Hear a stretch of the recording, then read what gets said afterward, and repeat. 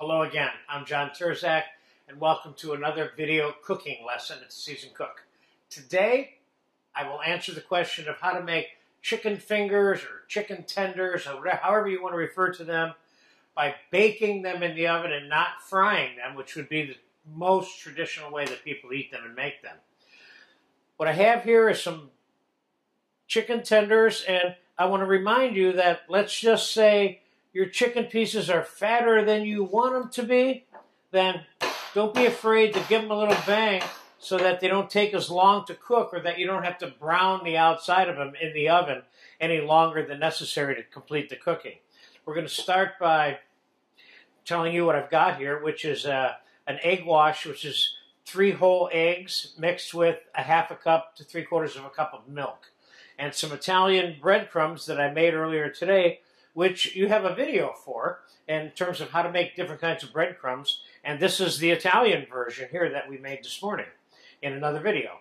And some all-purpose flour and some salt and pepper. So first thing we're going to do is we're going to season the chicken tenders with salt and pepper on both sides. So people so often overlook this particular step. I mean, if you can't eat a lot of salt, then don't put it on here, but generally speaking, you need to put a fair amount of salt and pepper on all of your cooked foods, in my opinion.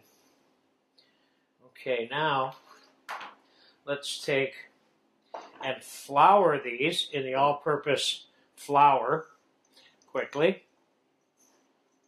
With the exception of the baking time, which that doesn't require any hands-on, this is a pretty quick item to make. Now, shake the flour loose, put them in the egg wash.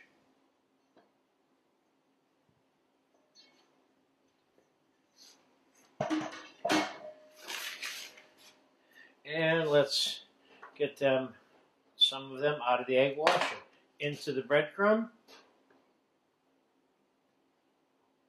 Can you make these ahead of time and freeze them even? Then just take them out and bake them frozen? Absolutely.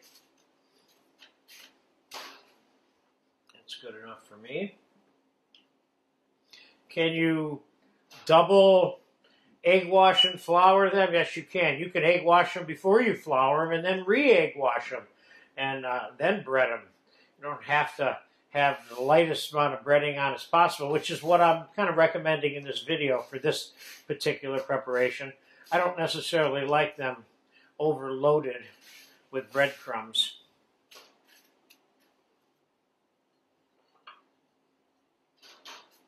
And we got a couple more here.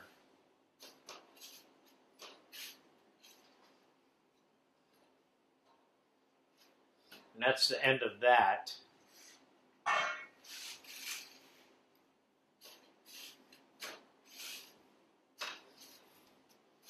Again, any flavor you want to make. If you want to make curry flavored breadcrumbs or Mexican breadcrumbs with cumin and cinnamon and chili powder in them, go for it, you know.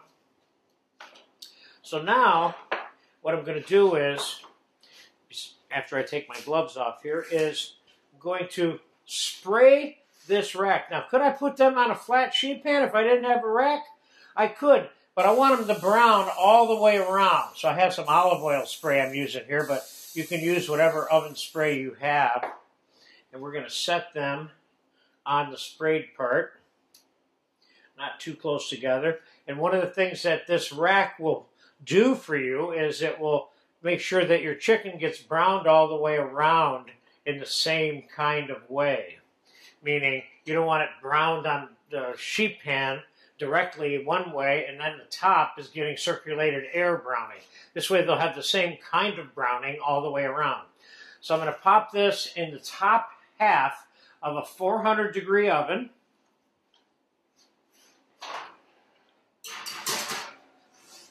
And I'm going to estimate 15 to 20, 25 minutes, depending.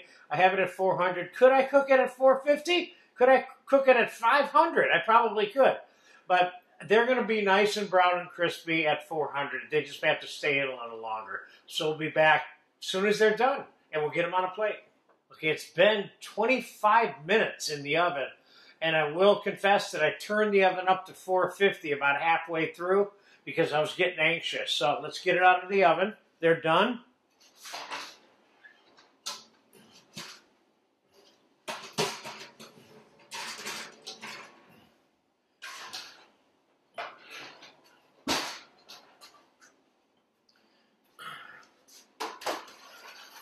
And these look good. Now, what would I normally do? Well, first of all, let's take one of these and cut it here for you so we can just check the doneness level of this. Wow, that's really, really juicy also. That's great. Now, what would I normally do? And this is strictly an option for you, and that is I'm going to put a little bit of melted butter on these. This is the kind of thing that I would normally do. But, you know, if you're trying to stay away from the fried and the butter, then this would not be the thing to do, obviously. These look good with the melted butter on them, though. I got to tell you. They really do. And they're crispy. These are crispy. They're as crispy, I'd go so far as to say they're as crispy as anything that I've fried. So this is definitely a good alternative to making chicken tenders or fingers instead of frying them, you know. Just throw on a plate like some logs. You'll notice that these are not stuck to this at all either. And just throw this one in here too for fun. No, there was no sticking involved there. And I'm going to throw some green stuff on these just for fun. Obviously, your herb-flavored yogurt dip or barbecue sauce or honey mustard, whatever your thing is when it comes to, quote, fried chicken, because although this doesn't really qualify as fried chicken, any kind of brown, crispy chicken like this, you know what to do with it. You don't need any advice from me.